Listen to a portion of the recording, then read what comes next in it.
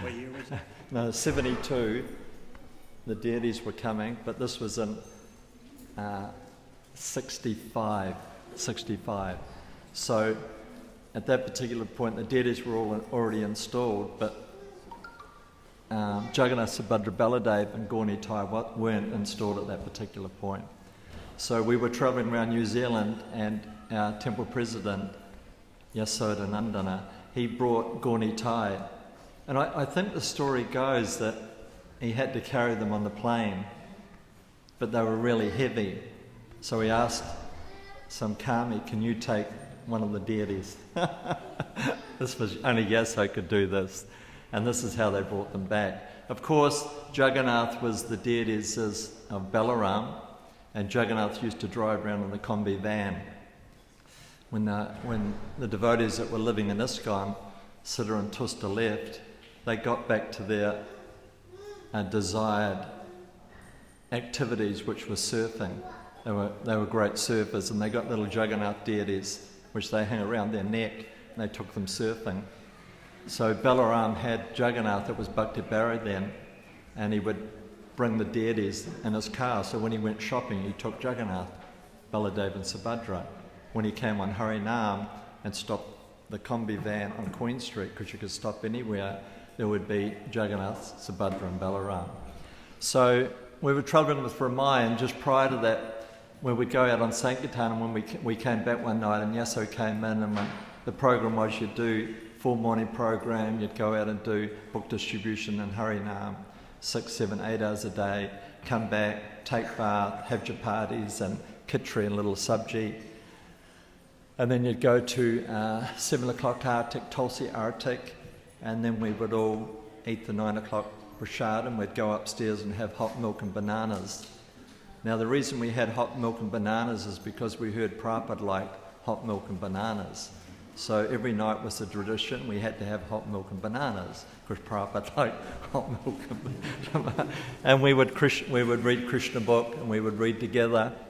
So one day Yaso came and he said, I want you to write to Prabhupada and ask for initiation. So right now, when Yaso, who was a fantastic temple president, gave us an instruction, we basically followed it on the spot. He was such a passionate boy. So I didn't know what to write, so I just opened up the songbook and I wrote the translation to Gurudev, because I heard that Prabhupada liked Shastra. So I thought, wow, you're not going to get better than this. So that was my letter to Prabhupada, and then I wrote at the bottom, please accept me as your disciple. So we're travelling with Ramai, doing book distribution around New Zealand. In the bus, he had the first bus party that travelled around New Zealand. And then he called me over one day and he says, we've just got the letter back from Prabhupada, and he's accepted you as his disciple. There was, I think, 8 or 9 of us. And Ramai kept on saying, you've got a really good name. We haven't heard that name together. Ramai was going, I want that name. How come I didn't get that name? And I was going, boy, it must be a far-out name. And so we came back to the temple and Yaso did the initiation. So, but the thing is that Yaso the beads hadn't been chanted on by Prabhupada. So Yaso just got some beads. I don't know who chanted on them. And knowing Yaso, he most probably did, or no one did. So we did the yajna in the temple room, and then he handed our beads and he handed our names, and he says, this is your initiation, you're such and such and such and such. So Srila Prabhupada, who was coming through Melbourne, because we just opened the temple then, or the year before, was coming to install the deities here. By that time we'd moved to Gribblehurst Road. So Prabhupada found out that Yaso did the initiation, and he says, well, it's bogus. And we're going, thanks, Yas. He says, because I haven't chanted on, they're my disciples, and I haven't chanted on their beads. So he says, I'll come and do the initiation. So Srila Prabhupada came over, and we went to meet him at the airport. And believe it or not, once upon a time I used to be submissive and humble. Another birth. I was like the young bhakta. So, and travelling with Srila Prabhupada was Guru Kripa. Now Guru Kripa, because he was American, it was pretty hard for him to travel in and out of countries, and he could definitely not travel as a devotee. So he got himself a pinstripe suit made up with alligator shoes and a mafia hat. And he was standing in the Melbourne temple, and Prabhupada came down, he looked at him, he goes, "Now we have our own mafia." Guru Kripa Swami. So we didn't know all that was going on, but Guru Kripa is a good friend of mine. He tells me all these far-out stories, what was really happening here in New Zealand and different places around the world. We were there, big kirtan. There was a whole lot of us, one or two. It was packed in those days. I think there was about 15 in the temple. But anyhow, there was hundreds of other devotees that lived outside the temple, a couple of hundred devotees, which belonged to Siddha and Tusta. So the first person to come out the door was Harisori. Not Harisori, was Guru Kripa. Pinstripe mafia hat with a silver briefcase. Real gangster. And he just walks right through the kirtan, basically pushes everyone aside and goes straight and hops in Prabhupada's car, and we're going, "Who the hell is this, mate?" Well, we didn't know who it was, and then Prabhupada came through. And also Paramahamsa Swami, he was with Prabhupada at that particular point, and there was some mix-up with the luggage, so I volunteered because I was humble and submissive, and I was wearing saffron, so I thought I'd at least play the part. I thought, well, I'll stay back, and Paramahamsa Swami says, well, I'll stay back with you, because Prabhupada's luggage hadn't come through. So Prabhupada and the entourage, they came back to Gribblehurst Road, and Prabhupada's room was upstairs. I'll get to that in a moment. So I was at the airport with Paramahamsa. We waited for about half an hour, picked up the luggage and came back. And when we were driving back, this was all farmland. It was all orchards, and the road that comes along here was like the main road that goes from here to the city. It was only 2 lane, or maybe about 10 or 20 cars on it at any particular time. So we were driving past, going through the suburbs, and Paramahamsa noticed the people playing soccer and football, and then he goes, "Do you know where it was started, this soccer?" And I went, "Europe somewhere." He says, "No, the spiritual world." So he was relating, Krishna plays, with the ball, and he has so many pastimes, and these people are just imitating. So we arrived back at Gribblehurst Road, and we really weren't sensitive to Prabhupada's diet at that particular point. He was more like on a health food diet, but we'd arranged good old Hare Krishna food, curd sabji with no vegetables, because we're thinking Prabhupada's got to like the curd, we love it. So the cooks made this big curd sabji and put it all on the plate with some puris and so on, and they took it into Srila Prabhupada. So Prabhupada just tasted a few things, and just as me and Paramahamsa arrived back, the prasadam, the whole plate, had gone from Prabhupada's desk out to the door, and just by Prabhupada's room was a little foyer and a little kitchen. And so the plate arrived in there, it was a full plate of Mahaprasadam. So me and Paramahamsa thought, well, we missed out on everything else, I'll go your halves. So we ate it off the plate.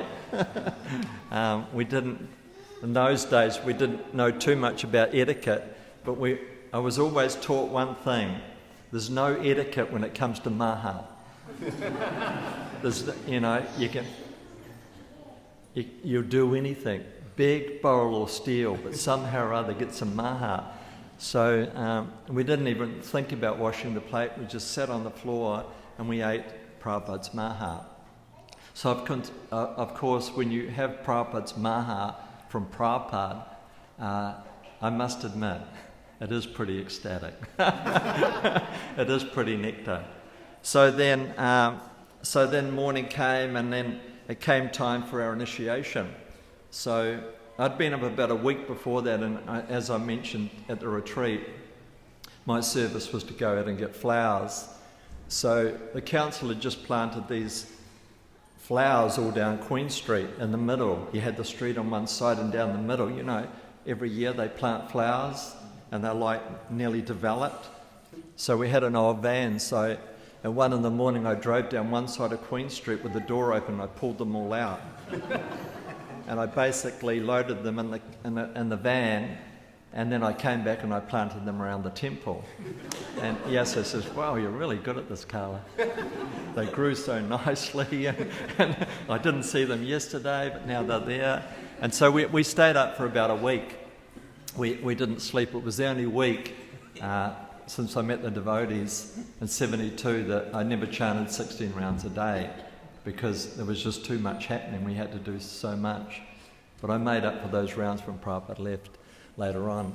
So anyhow, I was the needs to be done, do it. So Yasso says, you need to build the yagna pit. I didn't know what a yagna pit was. All I knew what was when I went shooting, when we cooked up the duck or the... I'm just joking. When we cooked up what we shot, we made a big fire out of boulders.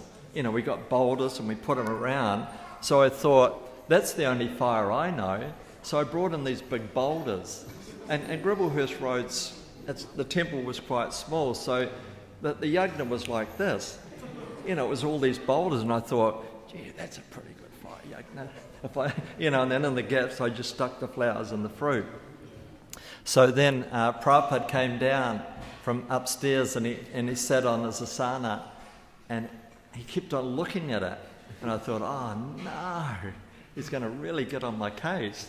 But he didn't say anything. He was mostly so amused, thinking, this is a Kiwi thing or something. So we did the yagna, and because we were so tired, Prabhupada was sitting there like just right here, and Guru Kripa was doing the fire. So we were all falling asleep.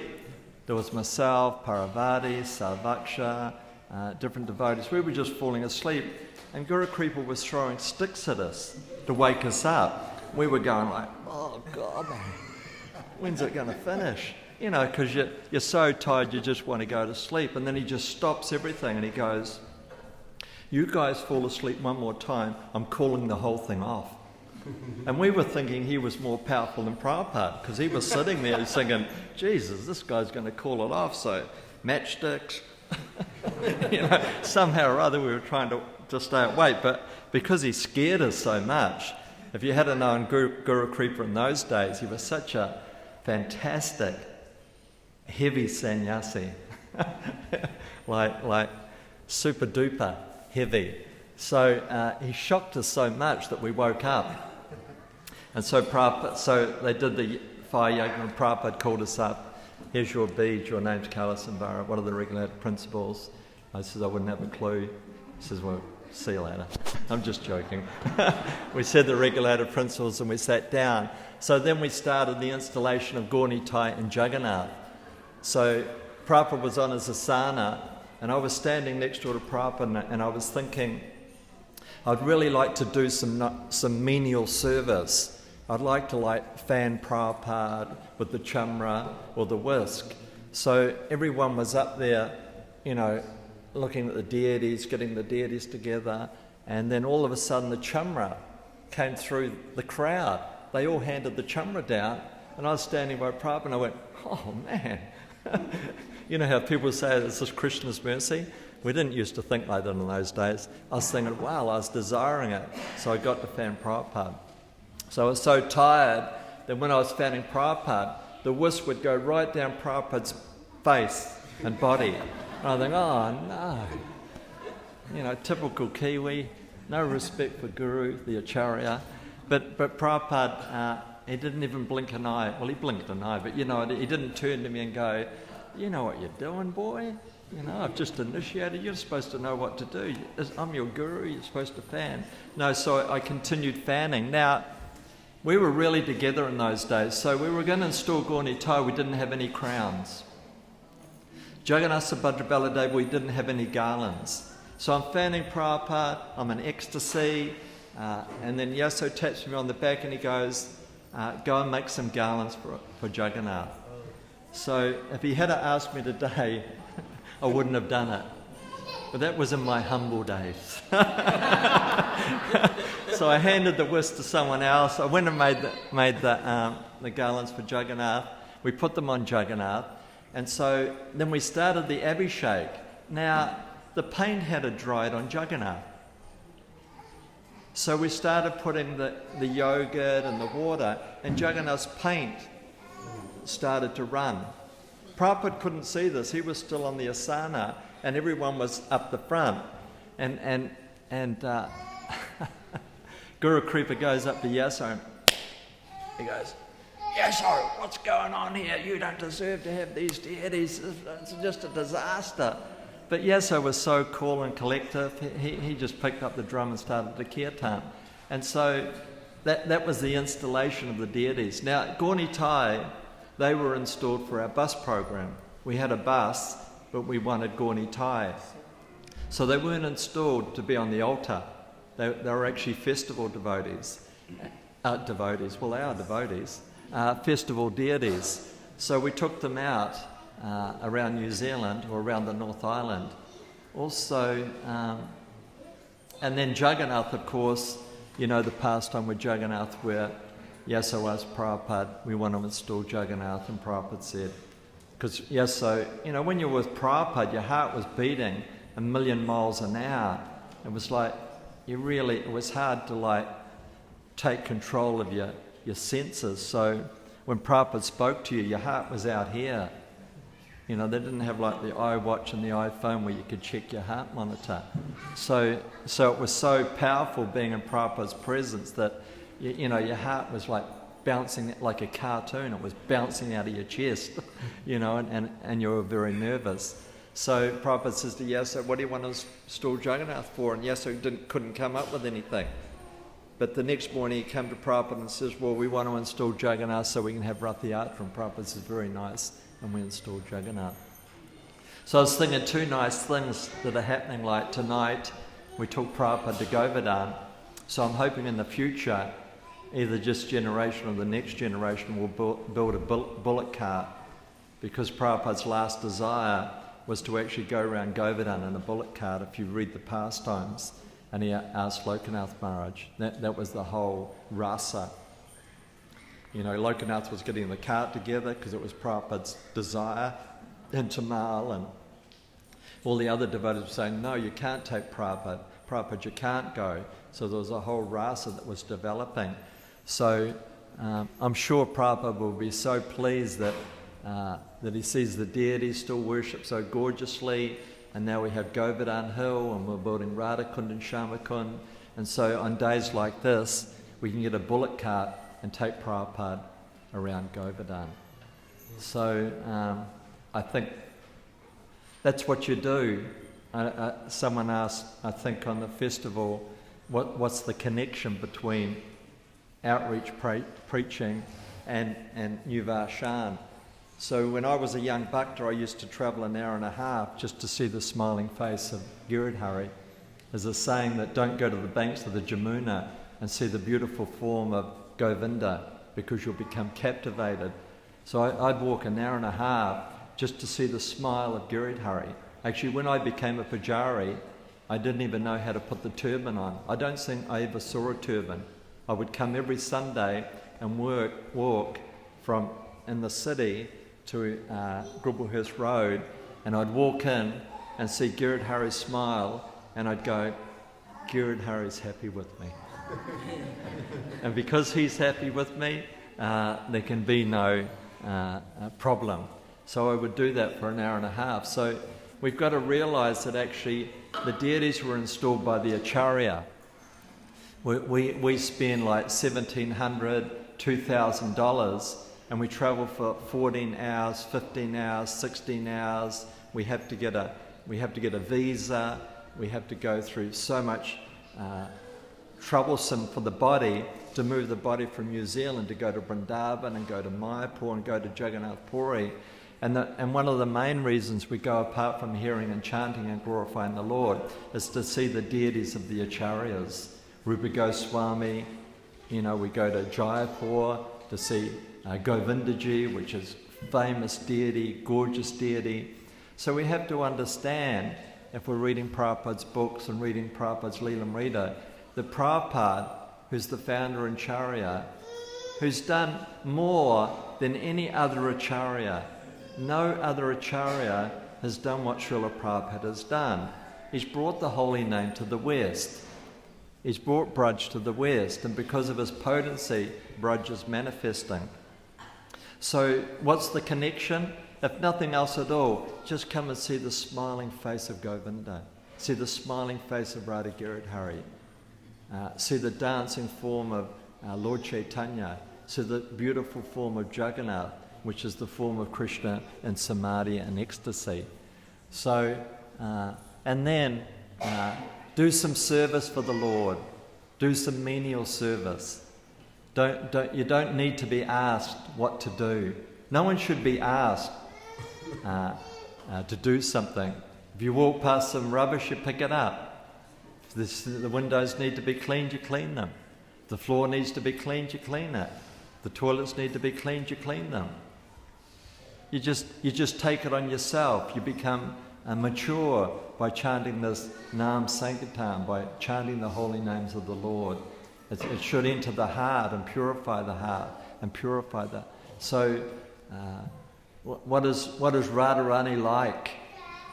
You know, when I see the deities are not opening, Prabhupada would come every morning, and at 7:30 we would open the curtains on the dot, and then behind the curtains I'd have all the frankincense, and the curtain would open. You know, like in Melbourne and Sydney and Auckland, the curtain would open and frankincense would just pour out, and Prabhupada would be there with a big smile. He just loved it so much. Of course, we're not Prabhupada and we sort of don't like frankincense, which I've picked up in this temple. But anyhow, that's something that Prabhupada established. But he demanded that the deities were open at a particular time. Punctuality was there. So what does Radha like? She likes punctuality and cleanliness. So we became clean by chanting, and then because Radharani likes cleanliness, we want to clean for Radha.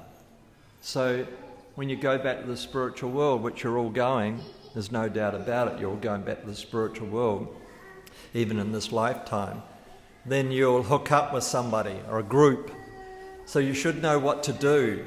Prabhupada says when we go back to the spiritual world, we're not tourists. We don't just turn up in the spiritual world and Radharani goes, can you help in your kitchen? You go, I'm just a looker. I've just come to check out things. And so, well, are you going to do anything? Oh, am I supposed to do something, am I? Yeah. Yeah, you are. You're supposed to assist me so I can assist your guru who's assisting me to assist Sham. So this is our apprenticeship. Our apprenticeship is how to cook for Krishna, how to dress for Krishna, you know, how to sing for Krishna. And even of course, Prabhupada, one devotee asked Srila Prabhupada, is this Sankirtan? Is this the mood of the gopis? Who was that devotee? The book distributor? Big book distributor there? Tripurari, because even when Prabhupada was personally here, Tripurari would continue doing his book distribution, and Prabhupada was very pleased. So Tripurari says, Prabhupada, is this the mood of the Sankirtan devotee, Harinam and book distribution? And Prabhupada says, yeah, this is the mood of the gopis, because the mood of the gopis is to bring everyone to Krishna. So this is the mood of the book distributors. They're like the gopis. They're going out and they're capturing people and they're bringing them back to Krishna. Prabhupada says, yeah, this is very nice. On that note, like I said a couple of months ago, and also you've met these devotees now because they're up with Buddhi Manta. Last year when we were touring around India and we were going to Puri, I was in the Vrindavan place where you book taxis and that. So I was sitting there booking my flight to go down to South India, and there was one young couple there, husband and wife. I think they're husband and wife, and they were talking, and I was talking, and they go, "Oh, Kiwi." And I go, "Yeah, Kiwi." I go, "And where are you two from?" And he says, "We're from New Zealand also." And I says, what are you doing here? And they says, we were on the west coast and we picked up a book, the Srimad Bhagavatam. And we started reading the Srimad Bhagavatam. I think they were dairy farmers, you know. So they picked up the Bhagavatam, the husband and the wife, and they started reading the Bhagavatam. And then they ordered a set of Bhagavatams, and they were reading them together. And then they Googled Hare Krishnas because they wanted to find out more. And they were lucky because they got a good site. So on the site, Radhanath's site came up, and the Chowpatty community came. So immediately they booked a flight and went to Chowpatty for 2 weeks. This is just by the Bhagavatam. So they were sitting, they'd gone to Chowpatty, they were chanting, reading, young devotees, but they'd read, you should go to Vrindavan and go to the places of acharyas. So immediately they got to Vrindavan, even though they were tired, the lady was a little sick. I says, are you going to take some rest? He goes, no, in the Bhagavatam it says you should go to Vrindavan and go to the temples of the acharyas. So they booked the temples to go to, and off they went. And I said, yeah, cool. I says, what are you doing when you get back to New Zealand? They says, we're going up north. I said, contact this devotee Buddhimanta and you can work with them. So maybe you've met them. So I'm bringing up this story because it's glorifying Prabhupada and it's glorifying book distribution. And Prabhupada told us the damage has been done. And I was thinking, geez, what have we done now? He said, the books have been planted. You might blow it, because he's also told us, his disciples, you all want to just go to the heavenly planets, because we're enjoyers. As you can see, I'm an enjoyer. You know, even though I'm not supposed to be an enjoyer, I am an enjoyer. So Prabhupada says, this is the problem with my disciples. They're not scared of Maya, and they just want to go to the heavenly planets. So Prabhupada said, even if you blow it, even if you destroy this whole society, the damage has been done, because my books are out there and someone will pick up the book and they'll start the International Society for Krishna Consciousness. So that's the glory of Prabhupada, that's the glory of Srila Prabhupada's books. And what is the International Society for Krishna Consciousness? It's the incarnation of Krishna in the Kali Yuga. I could just go on forever, but I'll stop. So that's a bit of Prabhupada nectar, a bit of history, and a bit about book distribution. So, yeah, one thing I'll try and tell you, that immediately you take up something, someone's going to try and get you to stop it. You have to be really mature as devotees,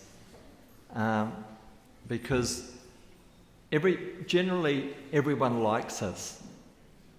You know, the golf course people like us. There's a house over the road from the temple there. If you look out the door, it's the black and white house. Now, they built their house there. They're Westerners, very rich, respectable Westerners. They built their house there, and their bedroom's about the size of this whole temple, and it looks right out onto the chakra. They says, we picked this spot so we could wake up in the morning and see the sun bouncing off the chakra, and at night time seeing the chakra. Now, we've got a complaint. They rang me up. I was in India. When I got back and picked up the phone, it was like really heavy. What are you guys? You know, you don't get back to me. I've been ringing every day. You know, I consider this, you know. So I thought, geez, boy, mate, it's all over. So I went round and seen the people. And I go, what's the matter? He goes, you put a damn light in the car park. And it's shining right in our bedroom. Now, we didn't spend $1 million+ to look at your damn light. Can you move it? I said, are you complaining? He says, sure, I'm complaining. I go, nah, you're just inquiring, aren't you? This is not a complaint. So anyhow, that was a leela within itself. So I tell Krishna Chandra, and so they move it this far. And then I'm in India and I get another phone call. Are you going to do it? Then they move it down this far. And then I'm ringing up, and so this is a rasa that's been going on for about 6 months. So finally I got the baseball bat out and just smashed the light. And I go, now it's fixed. So they're attracted. You know, we've just had many police are coming at the moment. I'm doing many interviews. They're ringing me up, and they're attracted. The council are attracted. The Prime Minister's attracted. You know, actually, I find it very hard to meet someone who is not attracted to devotees. Everywhere I go, people know I'm a Hare Krishna. I can put a hat on, hide my beads. I could put a whole sleeping bag on. and sometimes I walk and I go, how do you know? Because I can smell you. I go, is it that bad? And he says, yeah, devotees smell beautiful. And even when I go through immigration, they go, what's that smell? And that's my opening line, I'm a Hare Krishna. Oh, I knew you were a Hare Krishna. So you've got to be careful amongst yourselves, because it's only devotees that will try to stop you doing service. You know, the karmis are not stopping us, are they? Are the golf course people stopping us? Are the neighbours stopping us when we go in Harinam? Are the shopkeepers stopping us? Is the government stopping us? Is anyone trying to stop us? So when you somehow or other find a service, my service was just to see the beautiful smiling face of Shama Sundar and to clean. One day I cleaned the whole Gribblehurst Road building with a pot mix. You know those pot scrubbers? I cleaned the whole building from the bottom to the top, because I was a fanatical cleaner. What are you doing that for? Just leave it. No, I'm cleaning. And then on Sunday, after cooking the Sunday feast, I took everything out of the kitchen, everything. And I went in there with a hose and hosed the whole kitchen right down. And then at 4:30 in the morning, I was just locking up when people were coming to Mangalarati. So find a service. Find something you like to do for Krishna. Making garlands, cooking for Krishna, cleaning for Krishna, preaching for Krishna, initiating for Krishna, managing for Krishna. You know, you've got this is like the golden age. It's like the golden opportunity to serve. And we're so blessed here to serve the deities installed by one of the greatest acharyas that ever existed on the planet. Hare Krishna. Hare Krishna. Sorry for going a bit over time. You got lots of time. You can take it. Huh?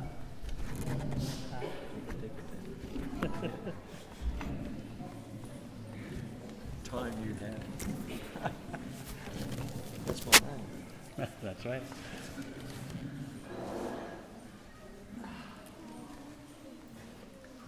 Namo Vishnu Padaya Krishna Prasthaya Bhutale Srimate Bhakti Vedanta Swamini Tinamini. Namaste Saraswati Devi Gauravani Pacharine Nivishesha Shunyavadi Paschata Deshatarine. Speaking on Srila Prabhupada's disappearance day,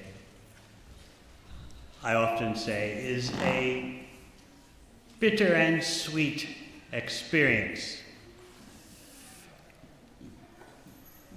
To get some understanding of the impact of the departure of Krishna's pure devotee from ordinary vision, we can look at the first canto of Srimad Bhagavatam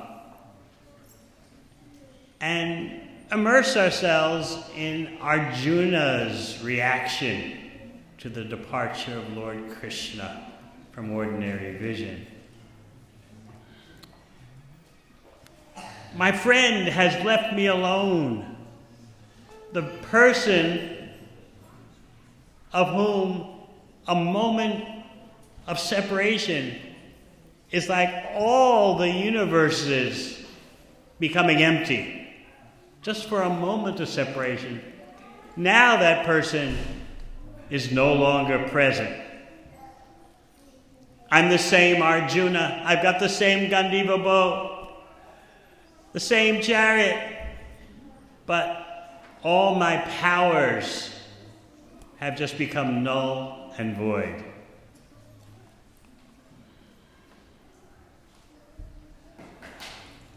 Then we can go to the third canto of Srimad Bhagavatam, where Uddhava and Vidura are discussing.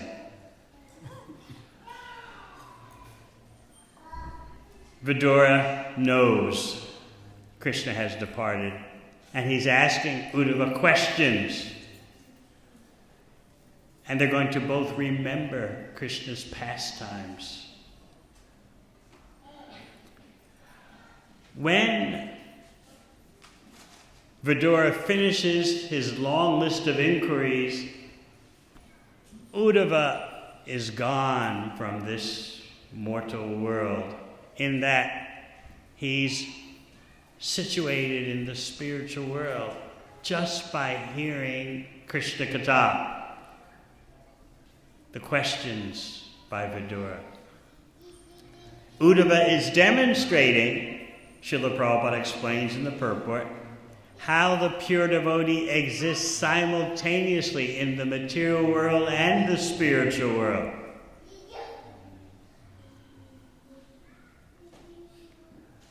You'll get a deep understanding of that phenomenon by looking at that section of Srimad Bhagavatam. Externally, Uddhava's body is there in the material world, and he's stunned. He's frozen by ecstasy.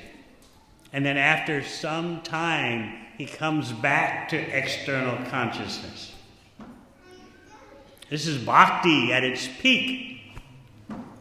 How Krishna's dear devotee exists simultaneously in the material world and the spiritual world. This is very important for us to understand Srila Prabhupada in terms of his presence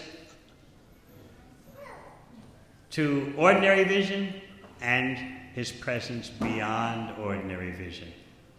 So what was the first thing that Uddhava said when he came to external consciousness?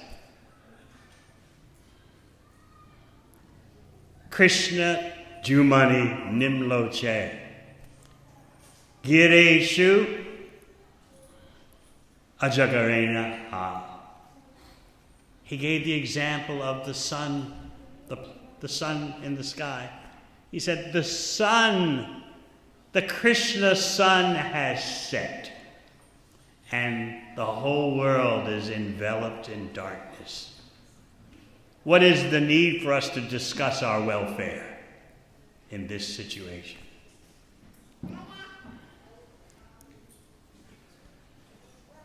That's one aspect, the pain caused by separation from Krishna's pure devotee. Hearing Kalasambhar Prabhu's memories, hearing Jai Srila Prabhu speak, it brought back memories of my own. How, at the time of Srila Prabhupada's departure, I was based in Los Angeles with the BBT.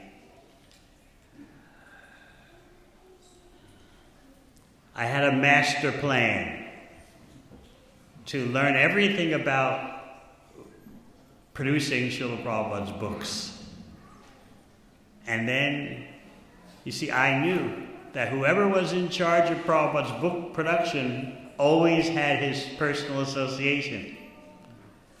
So after the Chaitanya Charitamrita Marathon, that famous inconceivable event in 1975, I noticed that the production manager had kind of dropped the ball. And so I thought, here's my chance. I'll learn everything about the whole book production process. And then I'll get that position which will bring me Prabhupada's association. I'll be on every morning walk. I'll be flying off to India, to Vrindavan. Because that's what this former production manager had done. So I had it all figured out. And then indeed, by the end of 1976 into early 1977, Prabhupada started thundering. Who's in charge of my books? And he was complaining about some of the editors, not the famous His Holiness Jayadvaita Maharaj. Srila Prabhupada always expressed his trust for him. And so the explosions were getting a bit too much for the BBT trustee at that time, Rameshwar Prabhu. And so there was a panic set in. Prabhupada's not pleased. Our production manager has obviously been out to lunch for quite some time. What are we going to do? We don't want to experience Prabhupada's wrath that his book production process has been neglected. But who knows how to do all this? So the big leaders were panicking. They could just feel Prabhupada's wrath. You can't organize, you can't manage, the BBT is my heart, you let this all go downhill. So they were scrambling. Who knows all these things? Coordinating the English department, coordinating the Sanskrit department, getting books ready to send to the printer, receiving manuscripts, checking them. Who knows all this stuff? And I just innocently raised my hand. Oh, you know this? Oh, they were so relieved. We're off the hook. We are off the hook. So I officially assumed the role that I had been unofficially doing for quite some time. And again, my motivation was, this will give me Prabhupada's personal association anytime. This will be so great.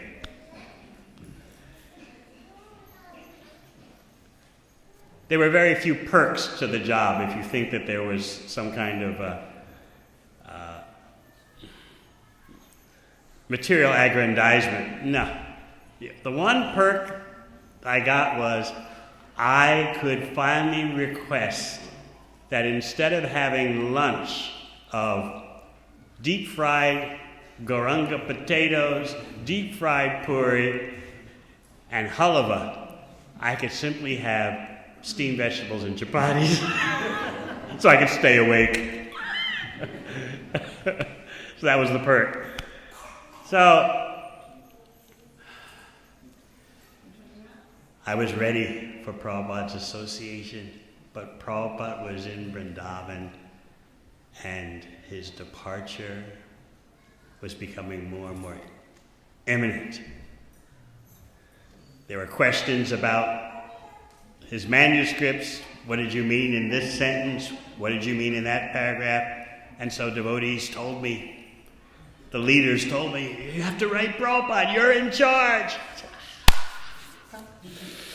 Okay, wrote my first letter to Srila Prabhupada, but by that time, Prabhupada was not answering letters, and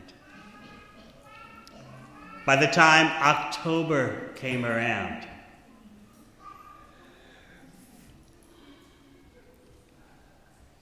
Srila Prabhupada had finished chapter 13 of the 10th canto, the Brahma Vimomana Leela, the stealing by Brahma of the cows and cowherd boys.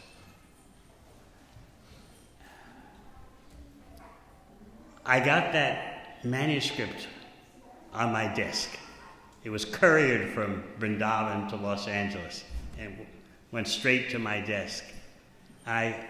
Of course, the first thing I did when I opened the courier package was read the whole chapter. And I was just overwhelmed. Reading Prabhupada's humor. According to doctors, an ordinary person in his condition should have been in so much pain that they were crying out at every breath. And here's Prabhupada writing the 13th chapter purports in the 10th canto and making jokes about four-headed Brahma and four-headed scientists. As I read more and more of the chapter, somehow or other I knew this is the last chapter of Bhaktivedanta purports. And I had to be careful not to soak the manuscript with my tears.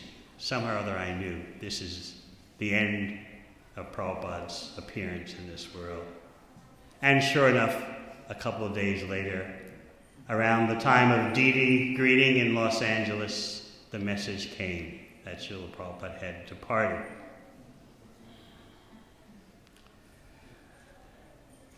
We heard about the reactions of Arjuna and Uddhava. The son, the Krishna son, Krishna Jumani, has disappeared. How can we speak of our welfare? How can we have any good welfare? That's one aspect. But remember, the Krishna sun may disappear from your sight, just like the sun disappears at sunset, but the sun is not finished. Those who understand know the sun is always shining. Just you don't see that sunshine at night, but the sun is there. Similarly, Srila Prabhupada's departure actually gave us more opportunity for increasing our connection to Srila Prabhupada. And you have to take Prabhupada at his words. He said, if you want to know me, and I certainly wanted to know him. He said, if you want to know me, you read my books. He said, my books are better than my physical association.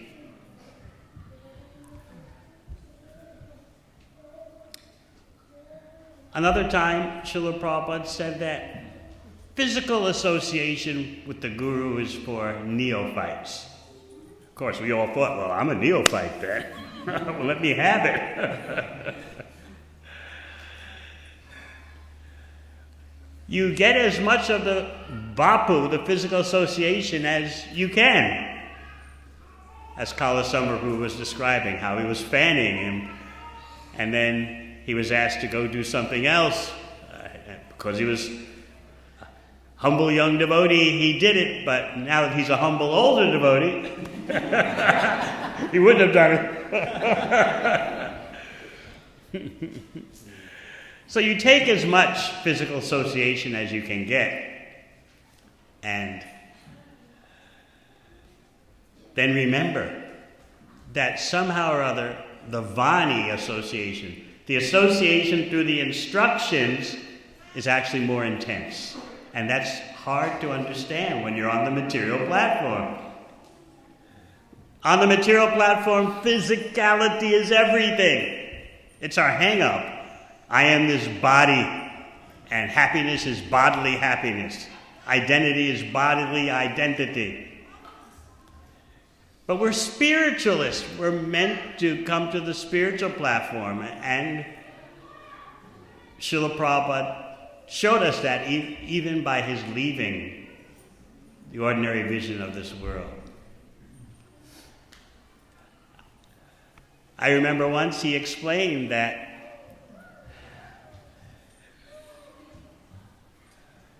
if you think that if you judge who is the most advanced devotee by who is closest to me physically, because that's what we all used to do.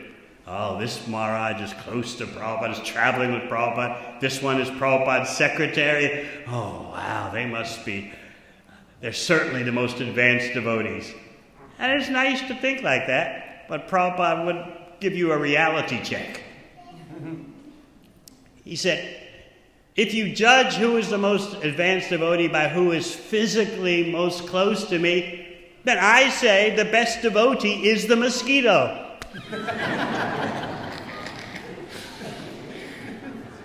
But what is the purpose of the mosquito? The purpose of the mosquito is to bite me.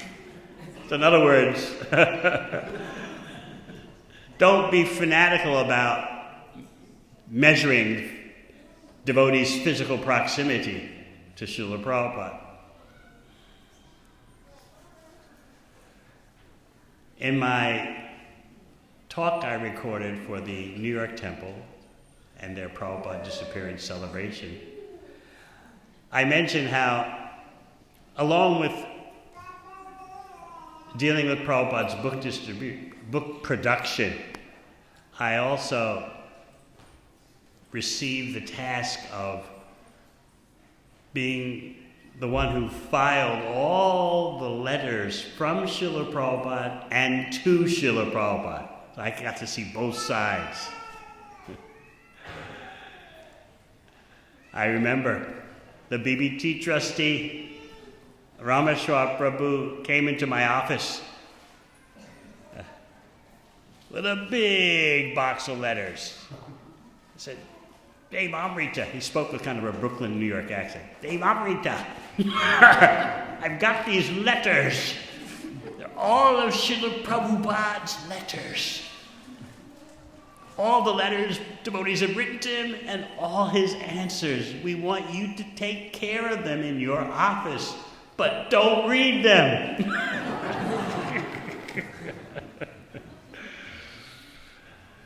I learned how to do the Indian head shake. Didn't say yes, didn't say no. So he left. He hadn't been out the door for 1 minute when Jayadvaita Das Brahmachari, he was not a sannyasi then, comes running into my office, because his office was across the hall from me. Comes running in. Okay, Dame Ramita, let's get into it. And so every evening after our BBT work finished, we would just read letters. So Jayadvaita Brahmachari would, after a while, he just told me, look, you read them all, and when you get to some juicy stuff, call me. So this was our life in the years leading up to Prabhupada's departure. Books and letters. By Srila Prabhupada's departure, he's pushed us to understand more intimacy. This is the great mystery of bhakti, how the Vani is even more intense and more deep than the physical association. And this lesson is preparing us for departing this world and entering Krishna's world. Srila Prabhupada ki Go Premanandi.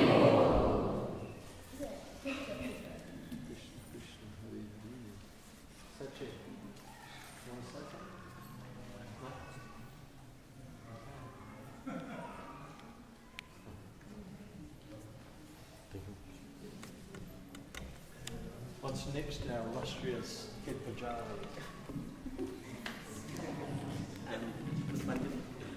Srila Prabhupada ki. Thank you everyone. Let's show appreciation to His Grace Jai Srila Prabhu, His Grace Kalasamara Prabhu, and His Holiness Devamrita Swami Maharaj for sharing the nectarian Srila Prabhupada pastime. Everyone. Thank you. So before we move on to the next program, which is Srila Prabhupada's Pushpanjali, followed by the Guru Puja, we've got a couple of announcements, so please bear with us. Baba Sandhi Maharaj. Hare Krishna.